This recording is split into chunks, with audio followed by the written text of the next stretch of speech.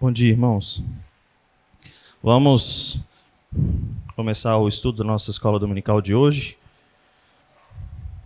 Vou pedir aos irmãos que abram a palavra de Deus em Oséias, capítulo 11, texto que nós lemos no início da escola dominical.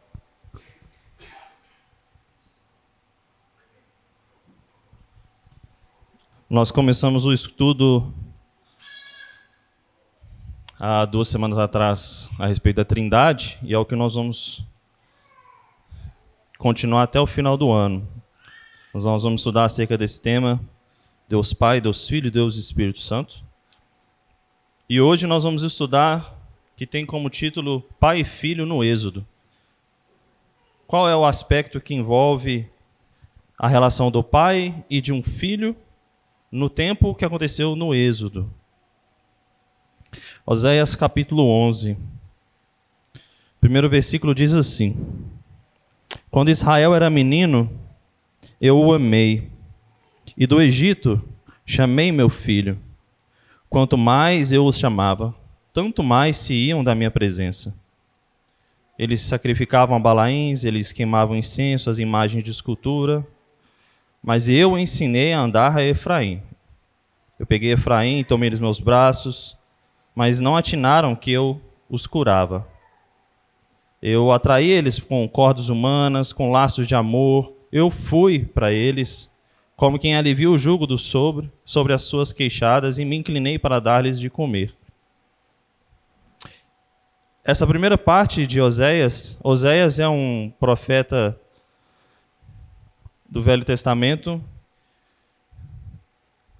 na época que a Assíria crescia para tomar a região ali toda de Israel. A Síria era um reino muito grande, a gente já estudou isso no estudo panorâmico. E aqui, o ano é mais ou menos 700 a.C., aqui, no tempo do profeta Oséias, o povo estava sendo escravizado, estava sendo domado por um reino da Síria. Olha o que diz o verso número 5. Não voltarão para onde? Para o Egito. Mas o assírio será seu rei, porque recusam converter-se. E a gente fica a pergunta: quão teimoso você é? Você já parou para pensar nisso? Você se acha uma pessoa teimosa? Responde para você mesmo. Não olhe para mim, porque se você olhar para mim, com certeza você vai falar que eu sou muito. E realmente eu sou muito. E esse estudo falou muito ao meu coração nesse sentido de quão teimoso o povo de Deus é. Na primeira parte, do verso 1 ao verso número 4, Deus se declara aos seus filhos, se declara em amor, em cuidado, o tempo inteiro. E no verso 5 ele fala: vocês estavam escravos lá no Egito, eu os libertei, e agora vocês serão feitos escravos de novo. Por quê? Alguém lê a parte B do verso 5. O que diz aí? O porquê que eles serão feitos escravos novamente? Porque eles se recusam a converter. Eles têm um coração duro, um coração de pedra. E é isso que nós vamos ver hoje. Nós vamos ver um povo de coração duro, de coração de pedra, mas nós vamos ver um pai amoroso que não desiste do filho. É um povo de coração duro e de pedra, mas é um pai amoroso que não desiste do filho. Hoje a gente vive uma crise. E eu tenho certeza absoluta que todos aqui vivem essa crise em casa, porque isso faz parte do nosso tempo. A crise que a gente vive hoje é essa. Se alguém puder apagar a luz, eu acho que fica um pouco melhor. Essa é a crise que a gente vive hoje. Alguém tem esse problema em casa? Alguém não tem esse problema em casa?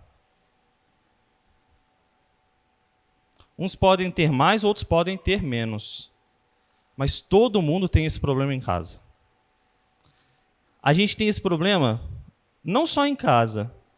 A gente tem esse problema no trabalho, na faculdade, e a gente tem esse problema em mais um lugar também. Aonde? Na igreja. Quando Deus fala que o povo se recusa a converter, é um povo teimoso. E é um povo teimoso por umas coisas dessas. O filho ali, a filha no caso, ela está desamparada, ela está sem conversar, ela está sem a atenção dos seus pais, aqueles que têm o dever e a responsabilidade de cuidar, instruir e educar a filha, porque os pais estão ocupados demais com coisas que não são importantes. Essa é a crise que a gente vive hoje. A gente tem pessoas na igreja assim, pessoas no trabalho assim, na faculdade assim, dentro do nosso lar assim, pessoas que sentam na mesa para jantar e não oram a Deus, não conversam entre si, mas estão com o celular sempre do lado, naquela busca de sempre responder tudo, de estar a respeito de tudo. Enquanto isso, o filho fica desamparado. Então essa é a crise que a gente vive hoje. Crise de paternidade. E quando a gente falar de paternidade, a gente vai falar do modelo que é Deus, o nosso Deus, o Deus da Trindade. Mas apliquem essa paternidade a pai e mãe. Não tomem só como objeto masculino, tá? Isso é responsabilidade também da mãe. E as falhas que nós vamos encontrar aqui é do pai e da mãe, tá? Milhões de pessoas vivem nas suas casas, mas não têm seus pais presentes. Mesmo que estão ali fisicamente, o pai não sabe nada a respeito da vida do filho, o filho não se envolve com a vida do pai, e eles seguem a vida assim, muitas vezes até morrer. E o desafio que essa foto aqui deve nos representar é o celular serve para quê? O motivo principal do celular: comunicação. E esse é o maior desafio que a gente vive hoje: a comunicação. E o estudo de hoje, em Êxodo, nós vamos ver que sempre houve comunicação de Deus com o seu povo, na época do Êxodo, sempre cuidando do seu povo. Mas esse seu povo respondia a essa comunicação de uma forma, e a gente vai ver qual forma foi essa. E essa forma não é muito boa. Então, em contraste com essa paternidade bagunçada que a gente vive hoje, com esse tempo corrido, com essa falta de relação, falta de intimidade, falta de comunhão entre as pessoas, a Bíblia nos mostra Deus se relacionando com o seu povo de uma forma completamente diferente. Deus amando o seu povo, como nós lemos em Oséias, na primeira parte do verso 1 ao verso 4, Deus se dando ao seu povo, Deus fazendo sacrifícios para o seu povo, cuidando e zelando por ele, mas o povo se recusando. O filho teimoso, cabeça dura e de coração de pedra, se recusando. Então vamos ver alguns aspectos. A paternidade, o êxodo original. Vamos abrir a palavra de Deus lá em Êxodo.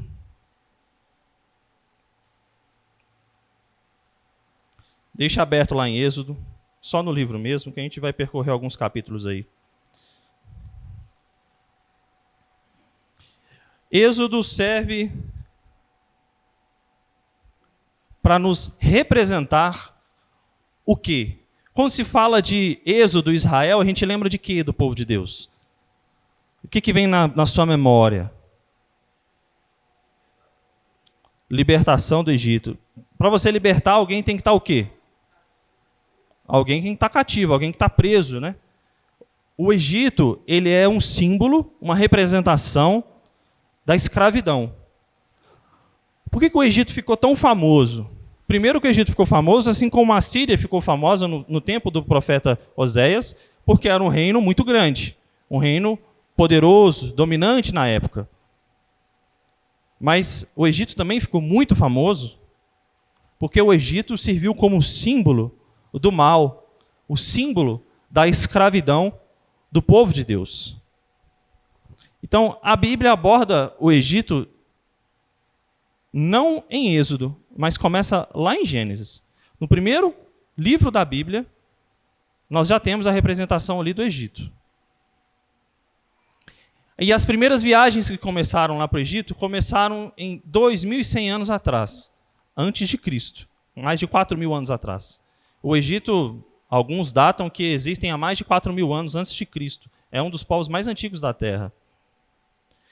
E essas viagens, elas cessaram de 2.100 até 1.400. Por que 1.400?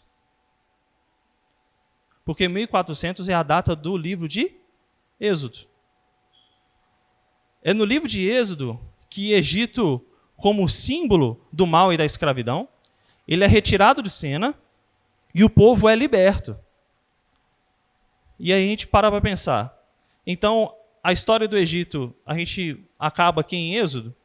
Êxodo, capítulo 40. Aí acabou o Egito. Não. A gente vê o Egito sendo escrito outros livros, não vê? Por que será que o Egito também está registrado em outros livros? Será que o povo não saiu de fato do Egito? Será que o povo realmente de fato não foi liberto do Egito? Por volta dos anos 2090 a.C., Abraão e sua meia-irmã esposa Sarai, essa história a gente já estudou aqui em outras aulas, eles entram ali no Egito. E pouco tempo depois, em 1900 a.C., José, descendente de Abraão, ele é vendido como escravo. Essa história muitos devem se lembrar. José sai com seus irmãos, ele cai, é jogado lá numa vala e ele fala, vamos matar, vamos jogar para os leões, vamos jogar para os animais ferozes. Não, vamos vender como escravo que é melhor. E aí passam comerciantes, os comerciantes pegam José, José é levado para o Egito, e parece que José sai de um irmão renegado, e ele vira o quê no Egito? Um governador, ele é um comandante, ele é o braço direito ali de Faraó. Um deus, o Deus terreno dos egípcios. Deus então transforma a vida de Josué, de um irmão renegado, para um comandante num posto máximo, numa terra até então desconhecida. Isso em pouco tempo, uma janela de pouquíssimos anos. Então, passa 20 anos e o restante da família de José atravessa a fronteira e entra no Egito. Lá eles crescem, eles prosperam, José faz advertências para o faraó ouve José, a terra prospera, mas em certo lugar eles são forçados à escravidão, porque o comandante deles não era temente a Deus. Eles não estavam sendo dirigidos ali por Deus. Eles estavam à mercê.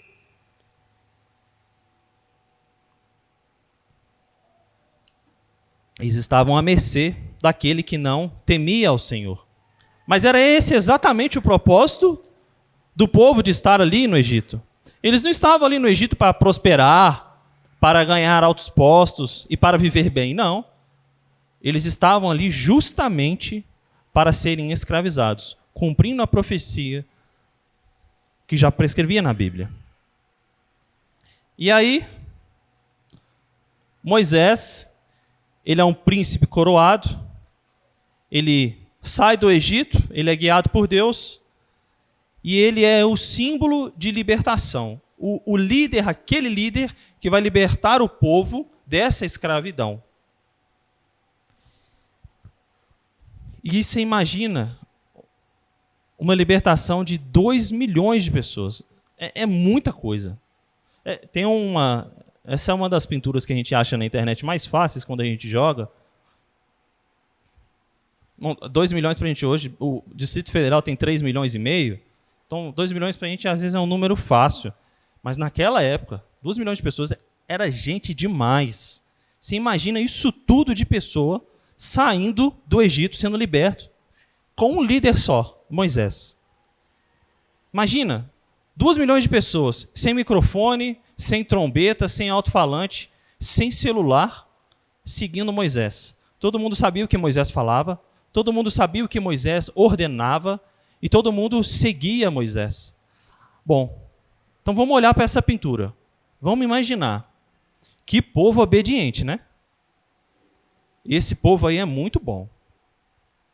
que estavam vivendo mal, eles comiam de migalhas, eles não tinham direito, eles não eram considerados nem pessoas, eles eram escravos. Eles estavam à margem da sociedade egípcia.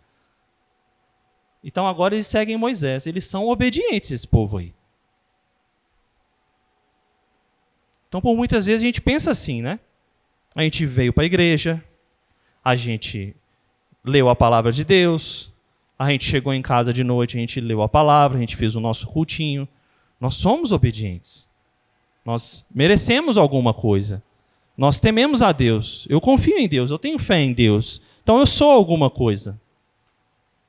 Esse é um dos principais problemas da humanidade. O orgulho e a presunção. A gente achar que é alguma coisa. O Egito, então, se torna esse símbolo por prender o povo de Deus e tentar destruí-lo. Alguém lê em Gênesis 3,15, aquele versículo conhecido como prol do Evangelho.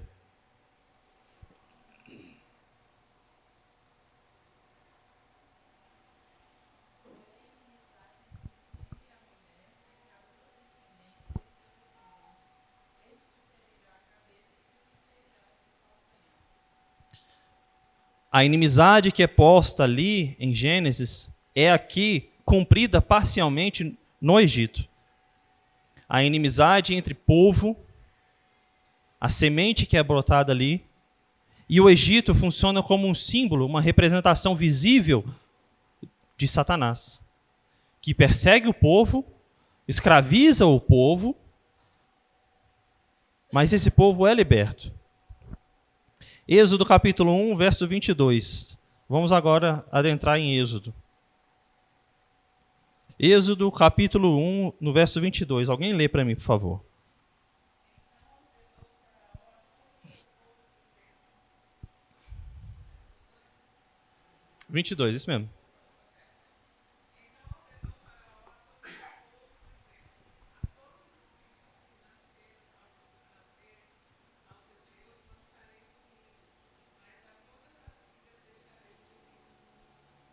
Essa história é conhecida, certo?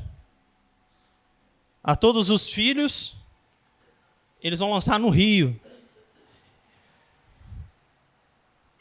E esse mesmo rio foi o que conduziu Moisés para ser o líder da libertação do povo. Veja, esse versículo nos mostra que Deus transforma situações ruins em bênçãos. Deus transforma maldição de morte, de homicídio, em libertação do seu povo do cativeiro. Aquele mesmo rio que deveria servir de objeto para matar todos os filhos homens, foi o mesmo rio que levou Moisés a conduzir a adentrar na casa de Faraó. Foi o mesmo rio que levou Moisés a ser líder da libertação do povo. E quem conduziu todas essas coisas? Quem fez com que tudo isso acontecesse? Deus. Esse é o amor de Deus representado aqui, logo no primeiro versículo de Êxodo. Uma maldição que poucos capítulos depois é transformada em bênção.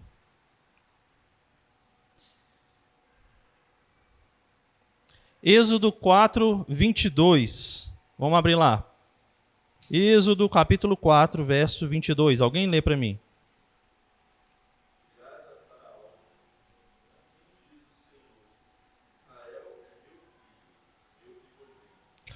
Veja, o que a gente leu lá em Oséias, 700 anos depois? Israel é o quê? É meu filho. E quem está fazendo esse chamado? Quem está fazendo esse chamado não é aquele pai que está no sofá mexendo no celular. O chamado é feito por Deus. Por isso que nesse chamado aqui, o vocativo de chamar de filho, partindo do pai, é o que nos dá segurança. Êxodo 4, 23. Alguém lê para mim.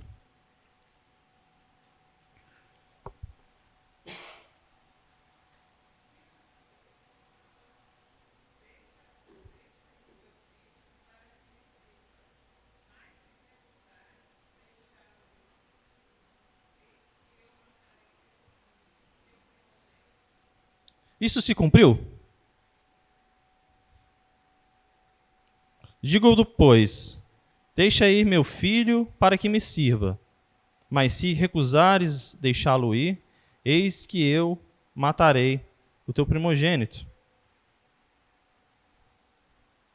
Isso aqui é um pai que está reivindicando o seu filho para si.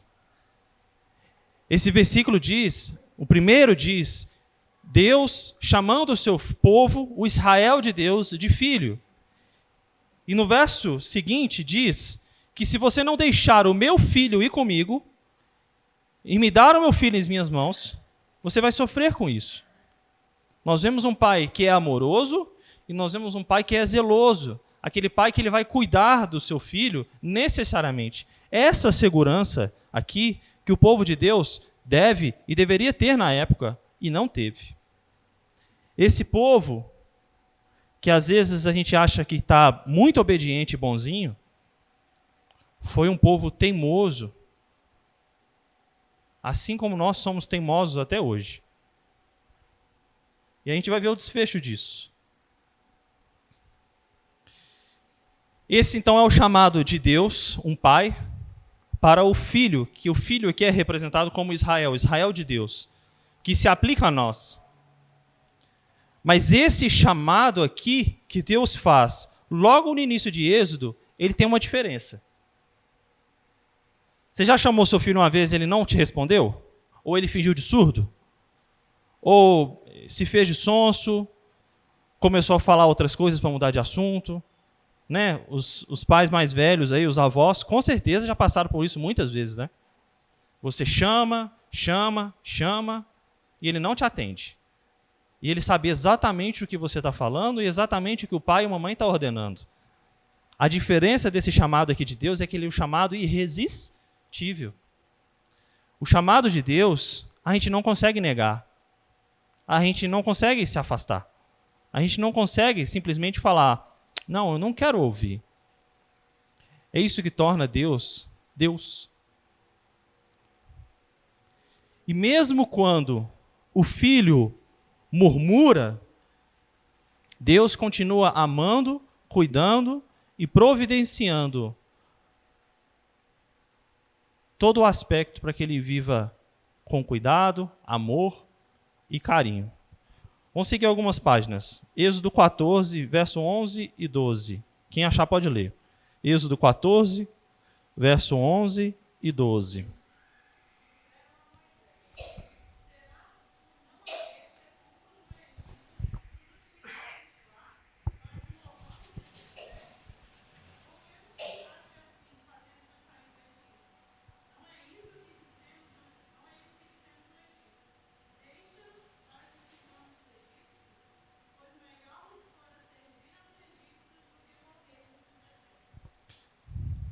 Olha o que esse povo aqui, obediente, olha o que eles falam.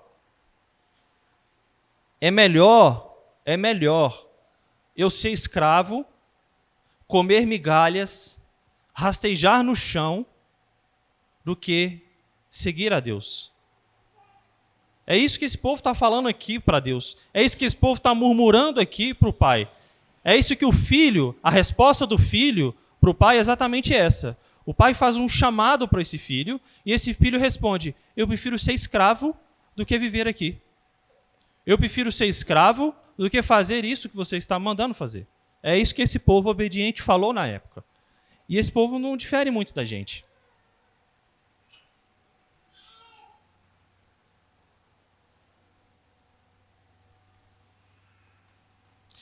A gente pode dizer que o Êxodo, ele serve então como um amadurecimento do povo de Deus.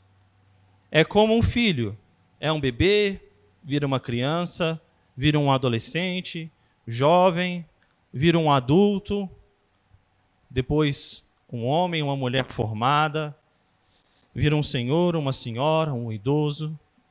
E a sua experiência e o seu amadurecimento, eles vão crescendo com o tempo. Por isso que a Bíblia de Deus, como verdade, ela é muito assertiva quando fala que a gente deve ouvir aqueles mais sábios, idosos, porque eles viveram muito mais do que os jovens. Mas aqui, parece que o amadurecimento não foi muito bom. Parece que ele foi só parcial. Porque o povo aceita sair do Egito, o povo, a princípio, obedece a Deus, mas passa pouco tempo, a gente virou poucas páginas do livro, e o povo já está murmurando. E o povo murmura de um jeito que é um filho falando para o pai com a maior falta de respeito possível. Olha, lê de novo, 11 e o 12 do capítulo 14. O filho, ele faz comparações o tempo inteiro entre aquilo que eles tinham no Egito, e lembre que a gente falou lá no início da aula, o Egito ele é um símbolo, uma representação do inimigo, de Satanás, da escravidão desse povo. É isso que o Egito simbolizava para o povo hebreu.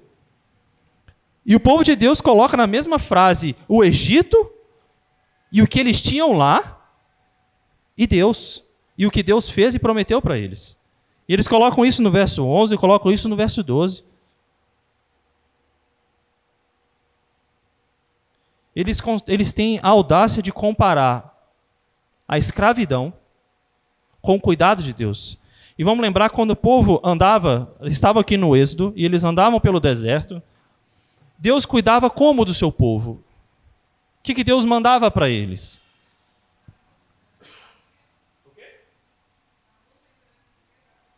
Uma nuvem durante o dia para cobrir o sol, o maná, água, coluna de fogo à noite. No deserto, ele é muito quente do dia e muito frio à noite. Olha o que Deus fazia para esse povo. Deus fazia, vocês vão andar pelo deserto durante anos e anos, mas fica tranquilo. Meus irmãos, imagina hoje, quando eu acordei, estava frio e nublado em casa. Nós pegamos determinada roupa, colocamos na nossa filha, passou pouco tempo depois, veio um sol escaldante. Não, vamos pegar um intermediário, porque já deu tudo errado. E aí a gente guardou tudo de novo. A gente vive em tempos de incerteza, a gente não sabe como que vai ser o tempo daqui. Mas esse povo que andava no deserto, um dos lugares mais inóspitos que tem, eles tinham a certeza absoluta que no frio Deus mandaria labaredas de fogo, que no calor Deus mandaria uma chuva e protegeria esse povo, colocaria ali sua neblina em cima desse povo, protegeria dos raios do sol. O povo teria uma temperatura amena. O povo teria um maná, a água caindo dos céus diariamente para o povo se alimentar. Veja, um povo que trabalhava sem receber um denário, que comia das migalhas do Egito, eles receberiam água e comida diariamente, simplesmente para obedecer a Deus e seguir o seu caminho no deserto. E veja como é o coração desse filho representado aqui. Ingrato, duro como uma pedra. E por muitas vezes, se fôssemos nós, pais, mães, às vezes a gente já ficaria nervoso, já perderia a paciência com esse filho e falava, esse não tem jeito. Esse aí, ó, larga de mão porque não tem jeito não. Só Jesus na causa. Não é o que muitos falam aí no mundo até, né? Mas não é isso que Deus faz com o seu povo. A figura paterna, então, que a gente vê aqui no Êxodo, que é representada ali na saída do Egito, ela é uma alternativa à que nós temos hoje. E a que esse povo tinha nessa época também. Deus se representa aqui como o modelo de pai a ser seguido.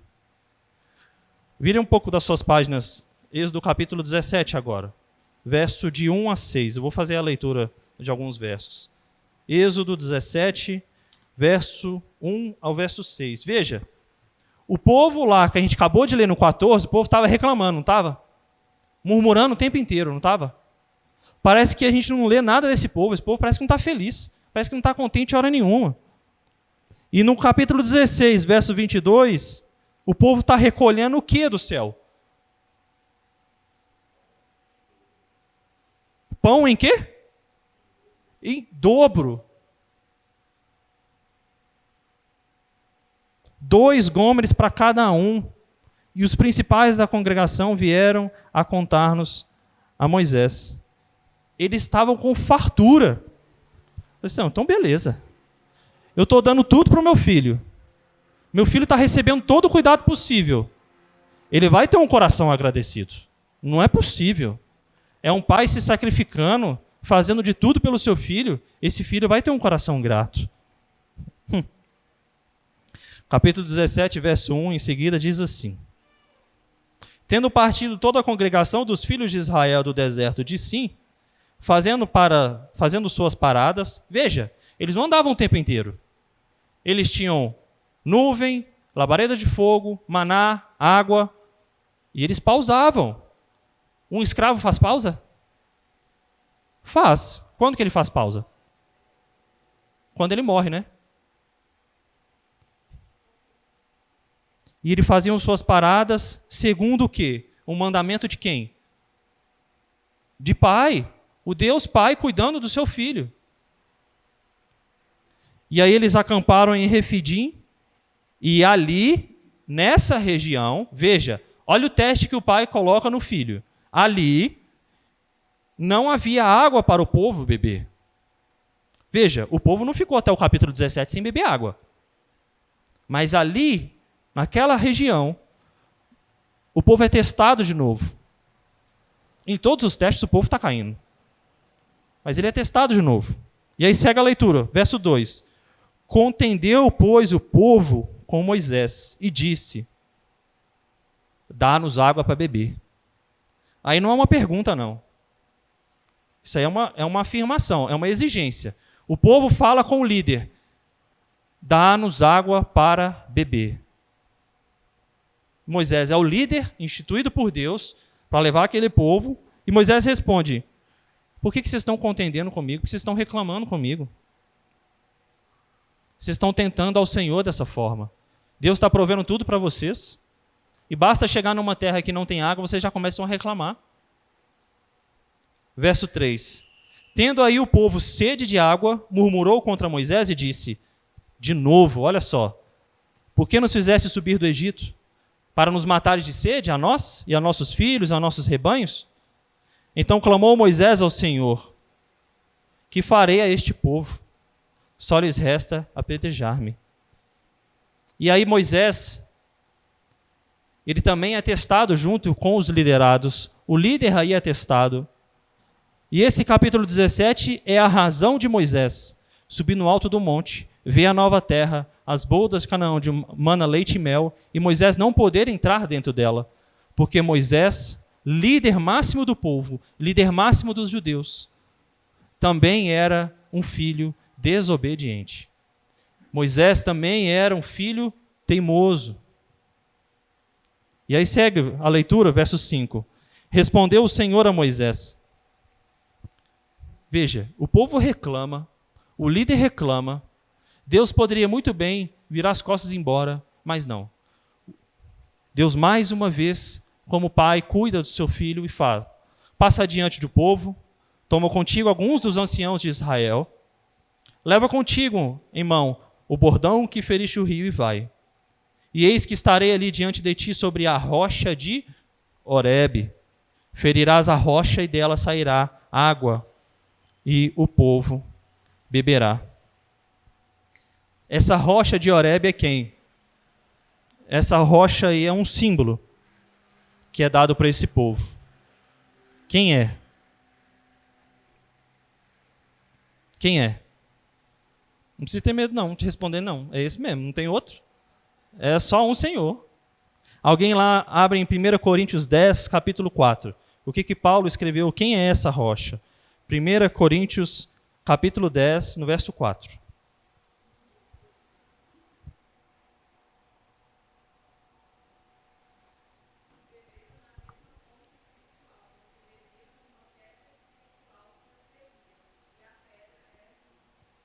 A pedra era? Esse povo, lógico que eles não tinham essa visão, porque o evangelho, por ser progressivo, para ele aumentando o entendimento, lógico que o povo não tinha esse entendimento tão claro na época. que essa pedra aqui era Cristo. Hoje a gente tem, porque a Bíblia já está completa. Mas esse povo deveria saber que foi Deus quem proveu essa água para eles, mesmo sendo filhos teimosos, cabeça dura. E essa paternidade, ela é decisiva. O Israel foi tirado do Egito, certo? Israel, povo de Deus, eles foram tirados do Egito. Eles foram libertos da escravidão, mas teve um problema. O Egito, parece que ele estava no bolso do povo. Parece que o Egito estava dentro das vestes, dentro do sapato. Parece que o povo levou parte do Egito junto consigo. Êxodo capítulo 12, vamos voltar um pouco lá em Êxodo, volta umas páginas. Êxodo capítulo 12, verso de 7 a 11. Esse é um texto conhecido. Êxodo capítulo 12, versos 7 a 11, acompanha a leitura. Essa é a instituição da Páscoa. Tomarão do sangue e porão em ambas as ombreiras na verga da porta, na casas em que comerem. Naquela noite, o que eles vão comer? Carne assada no fogo. O que é essa carne? Essa carne é uma carne comum? Vamos ler lá no verso 5, um pouquinho para cima. O cordeiro deverá ser sem defeito, macho de 1 ano. Podereis tomar um cordeiro ou um cabrito. Quem é essa representação aqui? Jesus. E eles pegarão o sangue dessa tipificação de Jesus e eles colocarão nas suas portas. Por quê? Porque Jesus é o Senhor deles e é Jesus quem vai livrá-los do mal, daquele que passaria e destruiria os primogênitos. E aí ele segue, eles comerão a carne assada no fogo. E o que vai ter nessa carne? Qual que é o acompanhamento? Qual que é a guarnição? A carne ali foi a proteína. Qual que é a guarnição que eles vão ter? 2 coisas. Os pães asmos e as ervas amargas. O que essas 2 coisas deveriam mostrar para esse povo? Os pães asmos, eles não têm o quê? Fermento. Por quê? Quem usava, muitos acreditam que inventaram, mas quem usava muito na época o fermento? O povo egípcio.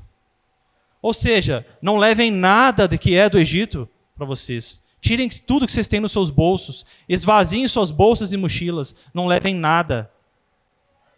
E eles devem comer esse cordeiro com ervas amargas. Esse amargor deveria lembrar o quê? O tempo que eles passaram de escravidão. Eles não deveriam sentar na mesa como aquele pai, aquela mãe e aquele filho abandonado estavam no sofá e simplesmente comer, vou levantar e vou embora. Não. Eles deveriam sentar, cada um em suas tendas. Se você não tivesse condição de ter um desse, outra família se convidava para você não ficar fora desse banquete. E aí você deveria, a cada garfada, se lembrar que Jesus está prometido e registrado na Bíblia, que o Cordeiro perfeito iria morrer na cruz para salvar dos pecados, que nada deveria ser levado do Egito, e que o tempo de escravidão que eles passaram por lá foi um teste e que Deus os livrou do mal. É isso que eles deveriam lembrar.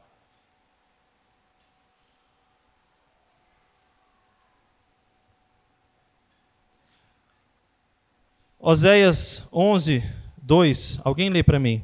Oséias capítulo 11, verso 2. Estamos chegando ao fim.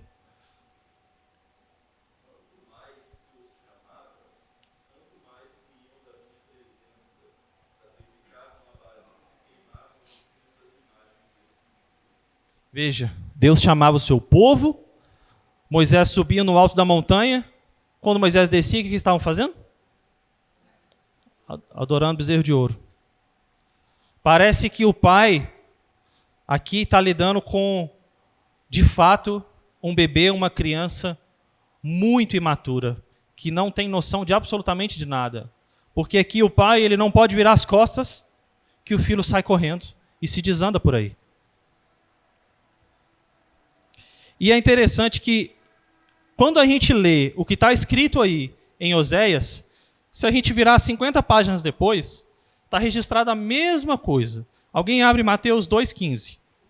Mateus capítulo 2, verso 15.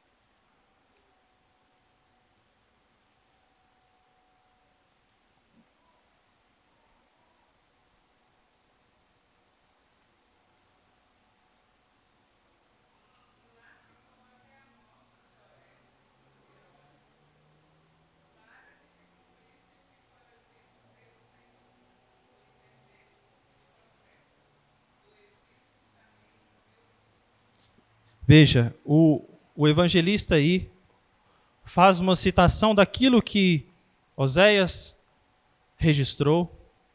Oséias faz citações daquilo que Moisés registrou no Êxodo, e parece que é um ciclo sem fim. É um filho rebelde e teimoso que nunca se converte e se volta para Deus. Mas, por outro lado, é um pai sempre amoroso e zeloso que nunca desiste do seu filho. Então, a gente tem um paralelo do que é tratado no Velho Testamento e aquilo que Mateus registra ali no início do seu evangelho. No Velho Testamento nós temos o líder dos egípcios como Faraó. Lá em Mateus é Herodes.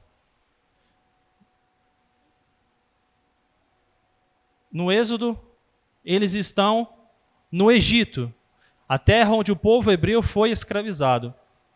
Veja como que isso cresce no Evangelho.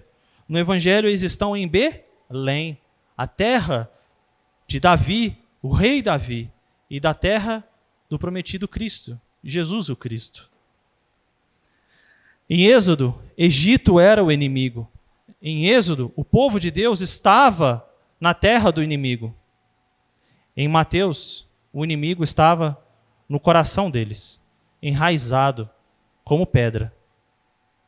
Os fatos, então, eles, ao longo da Bíblia, e a Bíblia é assim, no seu decorrer, eles vão se intensificando, cada vez mais intensos e cada vez maiores, e cada vez mais claros de se entender. Por isso que quando a gente pega o Novo Testamento, a gente lê a respeito da pedra angular, é muito mais fácil de entendimento, porque é o cumprimento daquilo que foi prescrito.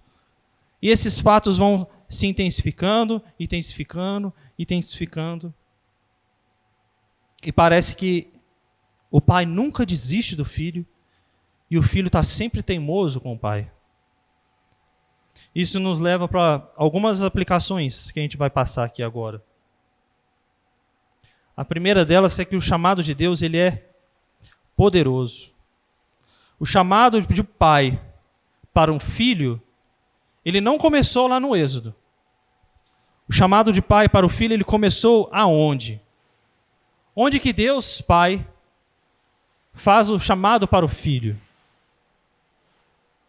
Que também não é no Éden, antes da fundação do mundo. E é isso que a gente estudou na aula passada e na aula retrasada. Antes da fundação do mundo, o Deus Pai chamou o seu Filho, e o seu Filho, em perfeita obediência e amor, corresponde ao seu Pai. Esse é o completo paralelo que nós temos do homem caído com a Trindade de Deus. O perfeito cumprimento e obediência na Trindade e a insistente teimosia dos filhos de Deus aqui na terra. Então Deus está chamando o seu povo, escravizado pelo pecado e por Satanás, para o seu serviço e graça. E há um paralelo daquele pai ausente que a gente falou lá no início, e de um chamado de Deus. Veja, esse chamado de Deus não é um discurso. Deus simplesmente não fala por falar. Ele não está simplesmente direcionando ao seu povo uma fala. Não, é um chamado irresistível. Deus, quando fala, é um vocativo que você não tem a possibilidade de recusar. Veja a autoridade que esse pai tem e veja o respeito e o cumprimento que o filho tem para com o pai. O segundo aspecto é que esse chamado ele é comovente. Oséias 3,4, que a gente leu, passa parte disso para a gente. Os meios que Deus usa para esse chamado é pacto e bondade. Deus faz vários pactos ao longo da Bíblia. Deus fez com Adão, Deus fez com Noé, Deus fez com Moisés, Deus fez com Davi. Mas Deus fez com quem também?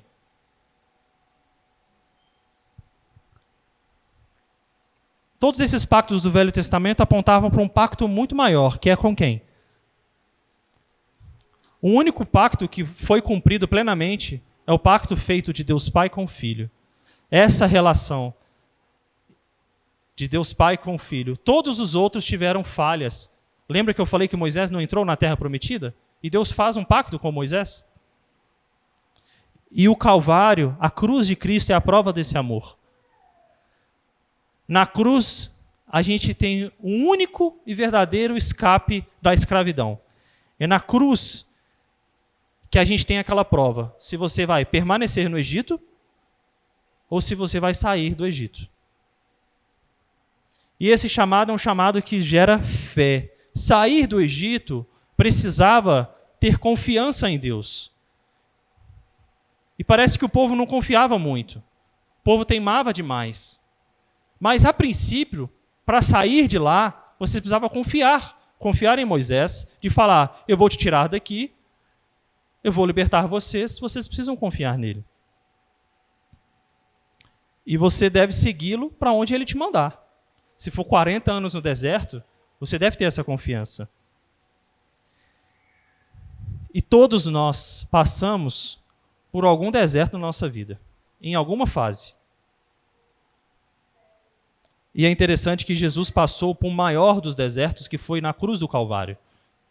Na cruz do Calvário, quando o cálice da ira de Deus é derramado de uma única vez, em Jesus, ali é o maior deserto de todos, e ali é a maior provação de todas. Ali, Jesus prova daquilo que nenhum homem poderia provar e conseguir suportar. Por isso que o Calvário é o único escape, o Calvário de Cristo. O sacrifício de Jesus Cristo na cruz é a única salvação para a gente sair do Egito. E esse chamado ele é urgente. Ou você está dentro do Egito, ou você está fora do Egito.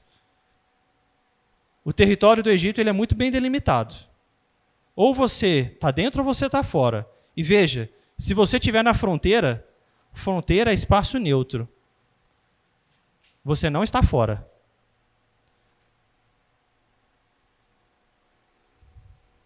Se você estiver 1 centímetro fora da fronteira, você também está fora. Se você colocar um pé para dentro da fronteira, você está dentro.